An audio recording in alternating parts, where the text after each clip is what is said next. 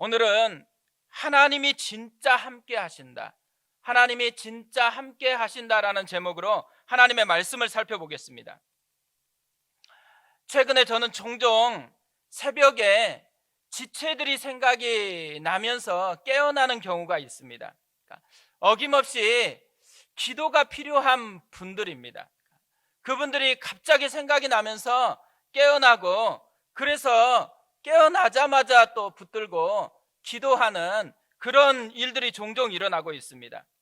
지난주에는 제 책상 옆에 붙여진 기도 제목들을 하나하나 보면서 기도하고 있는데 문득 떠오른 생각이 하나 있었습니다. 하나님이 진짜 함께 하신다, 하나님이 진짜 함께 하신다, 이 생각이 불쑥 떠오른 것입니다. 기도하기 전하고 기도한 후가 다르게 느껴지기 시작을 했습니다. 전에는 이 기도 제목 보면 저도 막막했거든요. 정말 힘겨운 부분인데 어떡하지? 이런 막막함이 있었는데, 근데 그 순간부터는 기도한 후에 막막함이 사라졌어요. 그리고 하나님이 함께 하신다라는 이 시각으로 다시 보니까 하나님이 어떻게 함께 하실 것인지에 대해서 기대감이 생기는 거예요. 아무리 현재의 모습은 어렵게 느껴지지만 하나님이 그 어려움을 어떻게 바꾸실지, 이런 기대감이 자꾸자꾸 생각이 나는 것입니다. 지난주에 순장반이 종강 모임을 했습니다. 1년의 시간을 돌아보면서 하나님께서 하신 일들, 그리고 또 감사한 게 무엇인지를 좀 나누었는데요, 한 분 한 분 나누는 내용을 듣는데 다시 이 말이 생각이 났어요. 하나님이 진짜 함께 하신다. 한 분 한 분 이야기를 듣는데 하나님이 진짜 함께 했구나, 이 생각이 다시 솟아나기 시작했습니다. 우리가 하나님의 자녀가 된 그 순간부터 하나님께서 진짜 우리와 함께 해 주셨다라는 것이죠. 우리가 하나님의 자녀가 되는 그 순간 우리는 이전과는 완전히 다른 사람이 되어버렸습니다. 하나님이 함께 하시는 사람, 때로는 우리가 느끼지 못할지라도, 때로는 우리가 그것을 감지하지 못할지라도 하나님이 신실하게 우리와 함께 해주고 있다는 것이죠. 베드로는요, 오늘 말씀부터 실제적인 삶의 권면을 하기 시작을 합니다. 힘겨운 현실을 살아가야만 되는 흩어진 나그네들, 이분들에게 어떻게 이 힘든 현실에서 살아갈 것인지에 대한 실제적인 권면을 합니다. 이렇게 행하라는 두잉 지침입니다. 13절에 이렇게 되어 있습니다. 그러므로 너희 마음의 허리를 동이고 근신하여 예수 그리스도께서 나타나실 때에 너희에게 가져다 주실 은혜를 온전히 바랄지어다. 그러므로라는 이 접속사로 시작을 합니다. 그러므로라는 접속사는 언제 쓰이는 것이죠? 이전에 있었던 어떤 근거를 가지고 뭔가를 할 때 쓰여지는 접속사이죠. 그러니까 이렇게 행하라, 그 전에 전제 조건이 있다라는 거예요. 전제 조건이 뭘까요? 지난주까지 살펴봤던 3절에서 12절까지의 내용입니다. 우리가 구원을 받고 하나님의 자녀가 되었다는 거예요. 하나님의 자녀가 되었는데 하나님의 자녀에게는 하나님이 주신 선물이 있었습니다. 산소망, 확실한 보장이 있는 산소망이 있었고요, 유업, 그리고 보호하심이 우리에게 있었습니다. 어떻게 보면 이 3절에서 12절까지의 내용을 압축해보면요, 제가 경험했던 이 말로 압축될 수 있다고 생각해요. 하나님이 진짜 함께 하신다. 그러므로 하나님이 우리의 삶과 우리의 삶에서 진짜 함께 하신다. 그러므로 어떻게 할 것인가?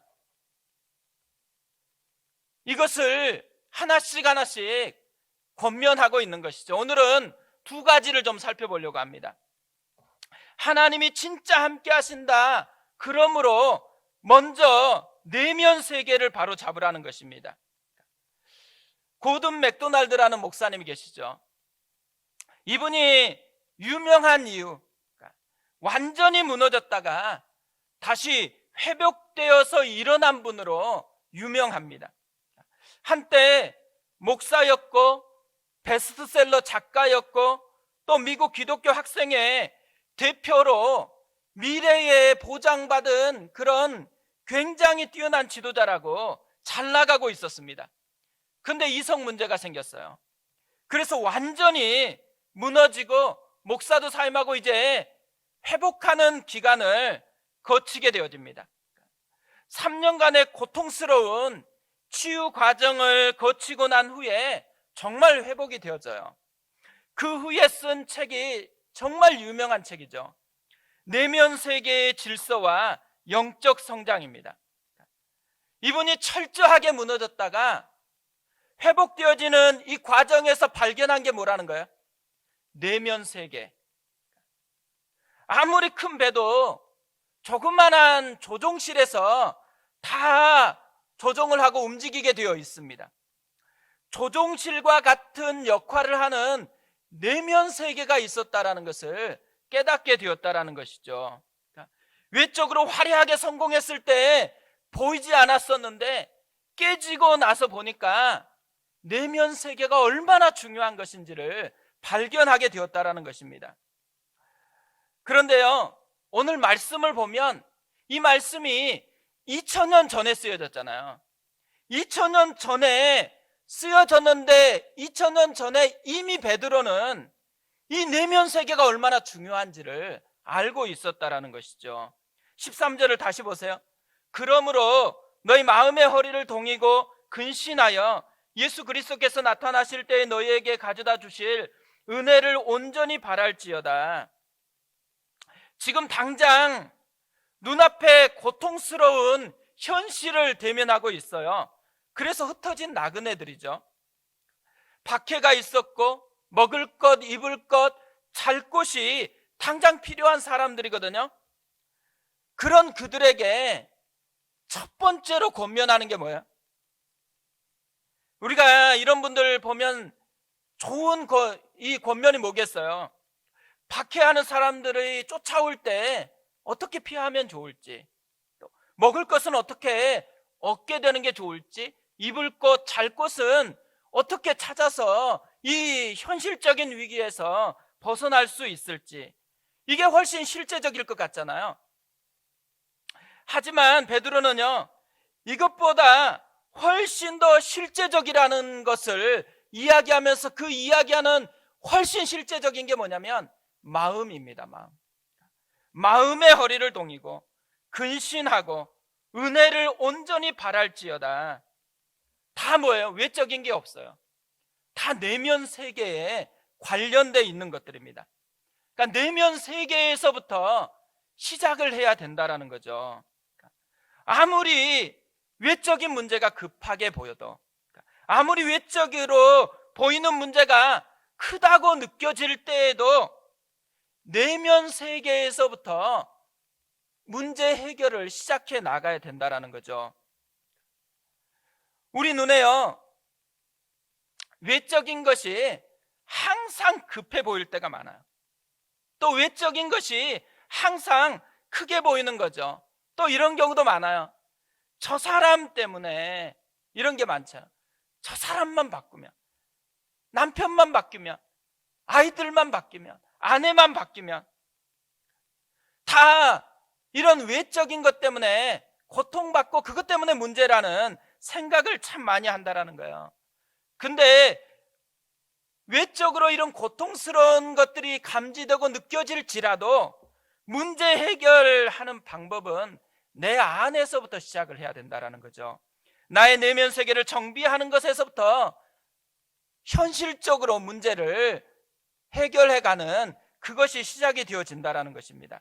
그러면서 베드로는 이런 내면 세계를 정비하기 위해서 세 가지를 명령을 합니다.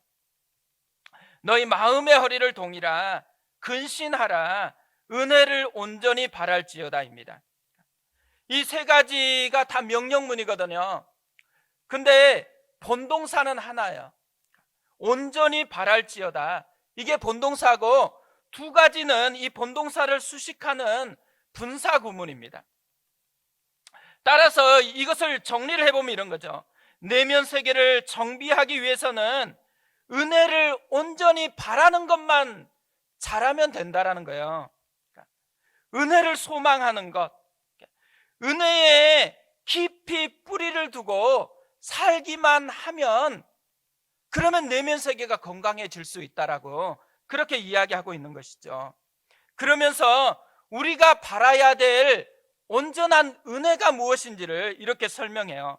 예수 그리스도께서 나타나실 때에 너희에게 가져다 주실 은혜. 찰스 스윈덜 목사님은요, 이 부분을 이렇게 설명을 합니다. 베드로는 비록 우리가 매일매일이 숱한 시련과 악한 유혹을 가득 찬 흉악한 세상 가운데 살고 있을지라도 현재의 상황 너머를 바라보아야 한다는 사실을 깨닫기 바란다. 아무리 어려운 것 같아도 현재의 상황 너머를 바라보아야 한다는 거, 이걸 깨닫기를 원한다는 거죠. 결국은요, 현재의 시각으로만 사는 게 아니고 미래의 시각으로 현재를 바라보면서 살아가야 된다는 것을 이야기하고 있는 거죠. 우리는 하나님의 자녀가 된 그 순간에요, 확실하게 보장받은 미래가 있다는 거예요. 그래서 이 미래의 은혜에 깊이 뿌리를 내리는 그 시각으로 지금 현재를 바라보면서 살아가는 사람들이라는 거죠. 어떻게 보면 이런 비유가 적절할 것이라고 생각을 합니다. 우리의 하늘은행 계좌에요, 엄청난 것들이 이미 들어있어요. 근데 현재 우리 손에는 아무것도 없어요. 이럴 때가 많잖아요. 은행에는 이미 예금이 꽉 차 있는데 지금 당장 쓰려고 보니까 현금이 없어요. 그렇다고 이분이 막 이렇게 힘들어 하나요? 은행에 가서 빼서 쓰면 되는 거잖아요. 왜 담대할 수 있어요? 은행에 가득 차 있는 그 돈이 가득 차 있는 그 시각으로 지금 없는 현실을 바라보면서 살아가고 있기 때문에 그런 것이죠. 베드로가 그걸 권면하고 있다라는 거예요. 그러면서요, 베드로는 이런 미래의 은혜에 깊이 뿌리내린 삶을 살기 위해서 두 가지를 먼저 해야 된다라고 권면을 하고 있는 거죠. 첫 번째가 너의 마음의 허리를 동이라는 것입니다. 이 말은 유대의 의복 문화에서 생겨난 말입니다. 유대인들은 우리처럼 이 바지하고 윗 옷이 따로 떨어져 있는 게 아니에요. 우리 영화에서 많이 봤죠. 통으로 되어 있는 원피스, 그걸 입고 있었거든요. 그래서 어디를 가려고 하면 반드시 뭘 해야 돼요? 띠로 허리를 묶어야 되는 것이죠.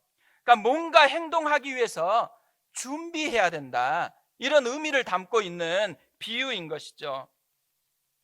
이걸 보면 알 수 있는 게 뭐겠어요? 내면 세계를 망치는 게 있어요. 그게 뭘까요? 느슨함, 나태함. 느슨하고 나태한 것이 내면 세계를 망치는 굉장히 큰 요인이 되고 있다는 것을 우리에게 알려주고 있는 것이죠. 허리를 동이라, 이 표현은요, 구약 성경을 배경으로 하고 있어요. 출애굽기 12장 11절에 이렇게 되어 있습니다. 너희는 그것을 이렇게 먹을지니 허리에 띠를 띠고 발에 신을 신고 손에 지팡이를 잡고 급히 먹으라. 이것이 여호와의 유월절이니라.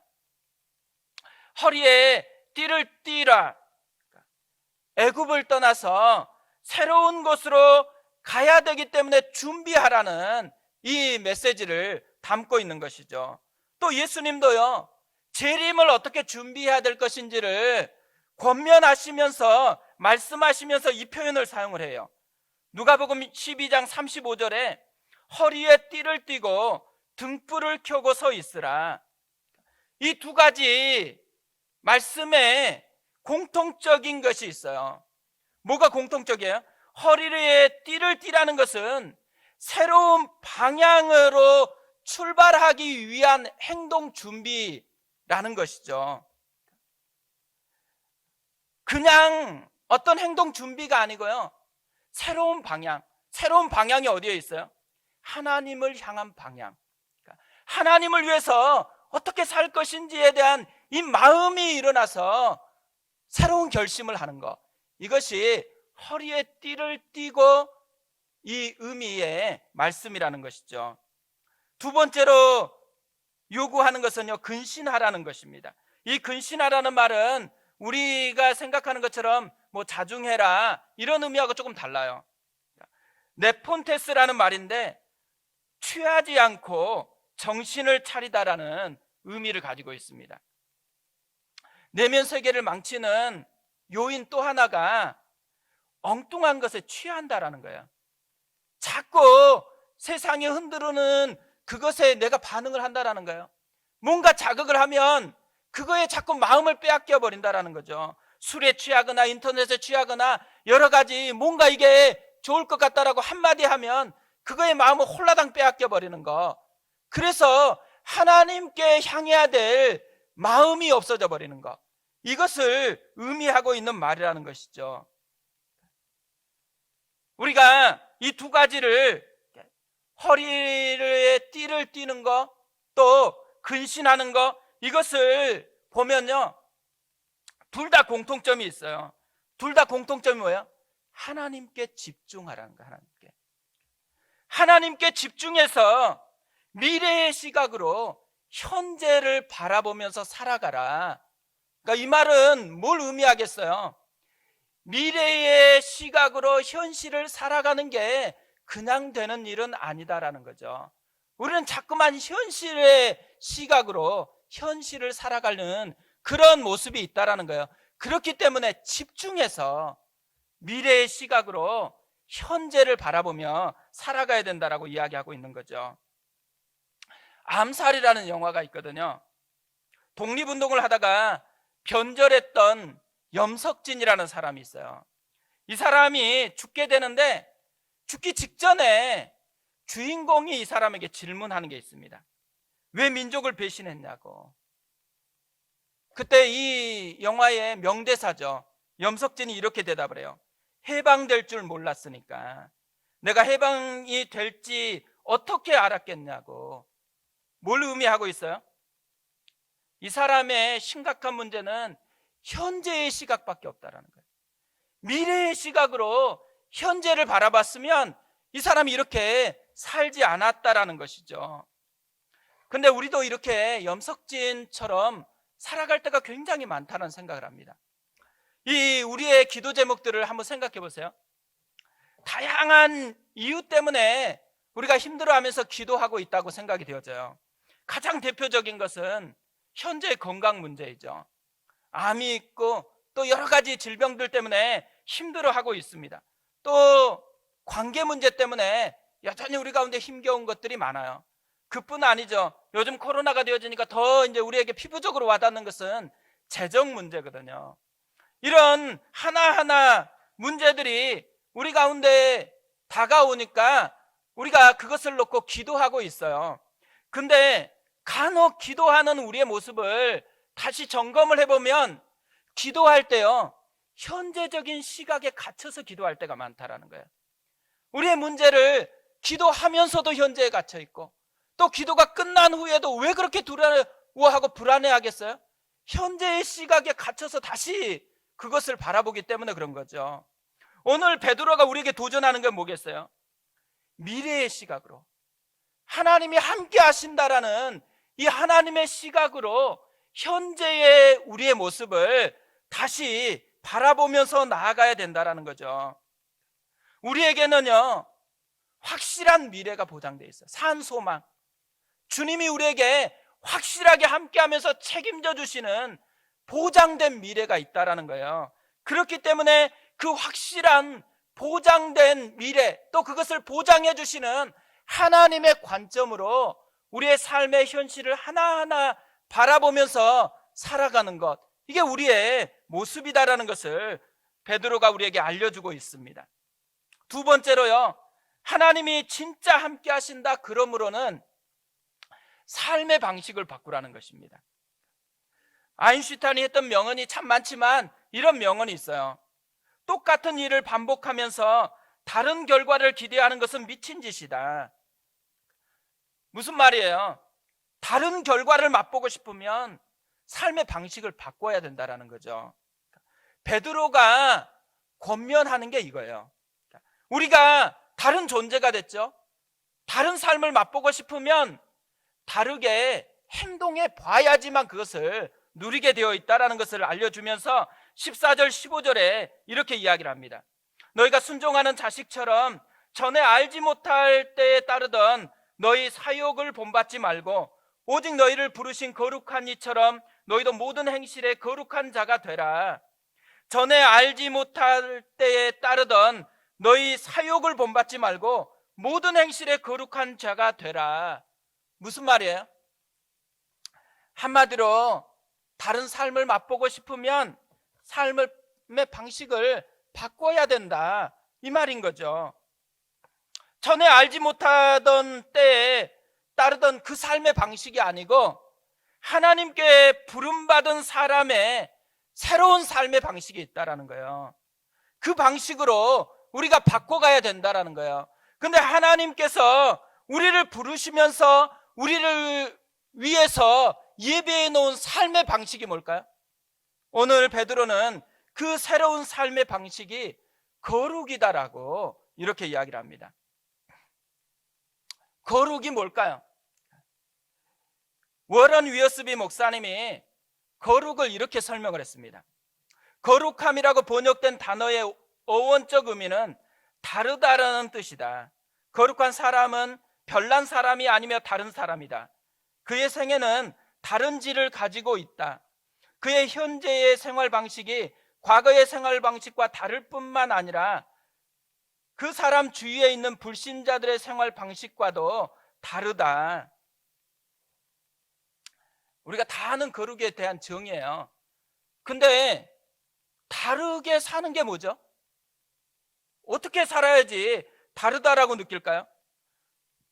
예전에 교회 안 다녔는데 지금 교회를 다니고 있기 때문에, 예배도 대충 드렸는데 예배를 정성껏 드리려고 하기 때문에, 또 예전에는 말씀과 전혀 상관없이 살았는데 말씀을 보고 있기 때문에, 예전에 기도 안 했는데 기도하고 있기 때문에, 이런 행동들이 거룩한 행동들이라고 얘기할 수 있을까요? 이게 거룩의 전부일까요?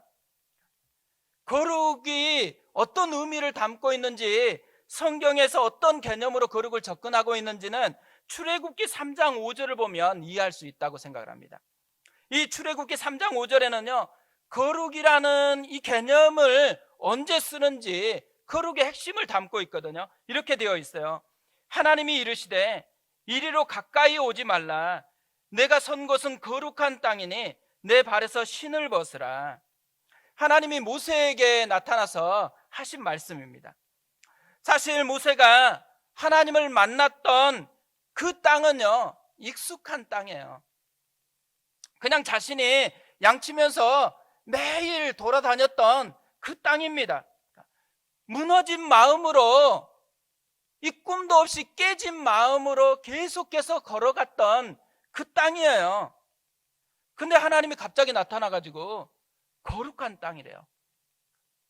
왜 갑자기 그냥 익숙한 땅이었고 평범한 땅이었고 내 깨진 마음이 담겨있는 땅이 거룩한 땅으로 의미가 바뀌었을까요? 그 땅의 의미가 바뀐 건 딱 한 가지밖에 없어요. 하나님이 그곳에 나타났기 때문에. 그 땅이 이전에는 하나님과 관계가 없었어요. 근데 그 땅이 지금 하나님과 관계가 되어진 땅이 되었기 때문에 거룩한 땅이 되었다라는 거죠.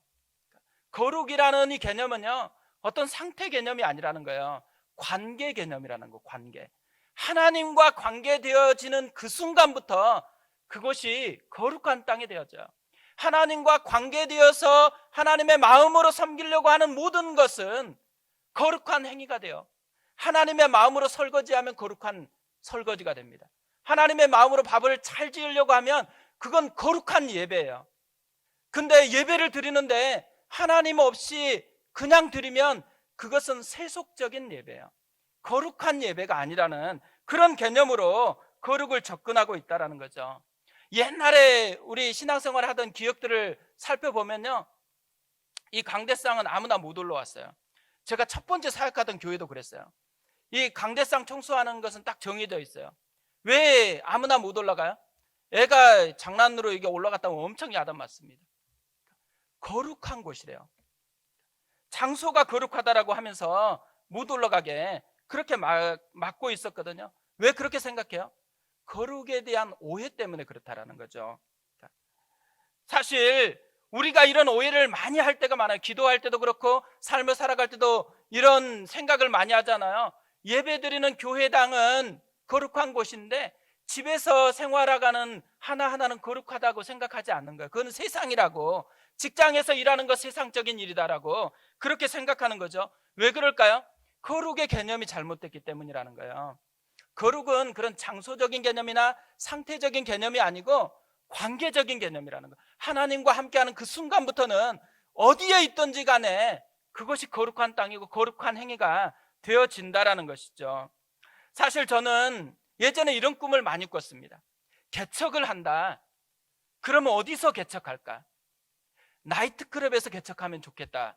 이게 제가 가지고 있는 1번이었어요. 1번. 근데 나이트클럽에서 안 빌려줘요. 망할까 봐서. 근데 실제로 나이트클럽에서 예배를 드리는 그런 교회가 있습니다. 제가 그 얘기를 듣고서 더 많이 꿈을 꿨거든요. 나이트클럽에는요, 교회와 진짜 나이트클럽은 유사해요. 예배 드릴 수 있는 모든 장비가 다 되어 있어요. 그뿐 아니에요. 소그룹 할 수 있는 그런 공간도 나이트클럽에는 다 준비가 되어 있습니다. 그렇기 때문에 나이트클럽에서 한다 그러면 바로 그냥 모든 걸 할 수 있거든요. 생각해보세요. 나이트클럽이 추한 곳이에요? 거룩한 곳이에요? 나이트클럽이기 때문에 추한 곳이 아니에요. 하나님이 없이 그곳이 존재하기 때문에 추한 곳이에요. 그런데 성도 중에 한 명이 나이트클럽에 갔어요. 막 BGM이 나오고 노래 듣는데 그 마음에 하나님의 은혜가 막 충만해서 하나님을 찬양하는 것으로 흥얼거리고 있어요. 그러면 그 공간이 그 사람에게는 거룩한 땅이 되어진다는 것이죠. 이 거룩이라는 이런 개념으로요, 16절을 보면 거룩한 이유를 이렇게 다시 해석할 수가 있습니다. 기록되었으되 내가 거룩하니 너희도 거룩할지어다 하셨느니라. 베드로는 거룩해야 될 이유를 이 말씀을 인용해서 설명을 하고 있거든요. 근데 만약에 이 말씀을 관계적인 용어로 바꾼다고 생각해 보세요. 제가 설교를 듣는데요, 한 목사님이 이 말씀을 관계적인 용어로 바꿔가지고 이렇게 설명을 했습니다. 나는 너만 사랑한다. 그러니 너도 나만 사랑해 주라. 내가 거룩하니 너희도 거룩할지어다. 내가 너만 사랑한다. 그러니 너도 나만 사랑해 주면 안 되니? 거룩은요, 100% 하나님과 관계를 맺는 거예요. 100% 하나님과 관계를 맺는다라는 이 표현이 가장 적절한 말이면 100% 하나님을 사랑하는 거죠. 온 마음을 담아서 하나님을 사랑하는 사람이 되어지는 것, 이게 거룩한 삶의 모습이라는 거예요. 결국 모든 행실을 바꾸라. 모든 행실을 거룩함으로 바꾸라. 모든 행실 속에 하나님과 사랑해서 하나하나를 행하는 것으로 나아가라는 것이죠. 우리가 진짜 이런 거룩한 삶을 살아갔으면 좋겠어요. 지난달부터 매일 성경 큐티 본문이요, 역대하입니다. 새벽마다 역대하 말씀을 묵상하다가요, 자연스럽게 눈에 들어온 게 있더라고요. 한 나라의 운명이 왕에게 달려 있더라고요. 한 공동체의 운명이 지도자에게 달려 있다라는 거, 이게 마음에 깊이 다가오는 것입니다. 그래서 제가 정말 한 사람 한 사람에게 복이 되면 좋겠다. 요셉처럼 요셉이 보디발의 집에 가니까 보디발의 온 집이 형통케 되고 축복을 받았던 것처럼 나도 그랬으면 좋겠다. 이런 생각이 계속해서 드는 것입니다. 그러면서요, 또 한 가지 발견된 거, 하나님은 왕의 경영 능력이나 외교적인 능력으로 이 한 나라의 운명을 좌지우지하는 것이 아니고요, 왕과 하나님의 관계로 한 나라의 운명이 결정된다라는 것을 보여주는 거예요. 그러니까 제 마음속에 그 순간부터 답답해지는 게 있는 거예요. 왠지 모르게 이게 벽을 이렇게 느끼게 되는 거예요. 한계가 계속해서 느껴지면서 정말 답답했었는데요, 목요일 날 새벽에 역대하 25장 2절 말씀을 보면서 내 상태가 이 말씀이구나라는 생각을 가졌습니다. 아마시아가 여호와께서 보시기에 정직하게 행하기는 하였으나 온전한 마음으로 행하지 아니하였더라. 이 말씀이 제 마음을 콕 찌른 거예요.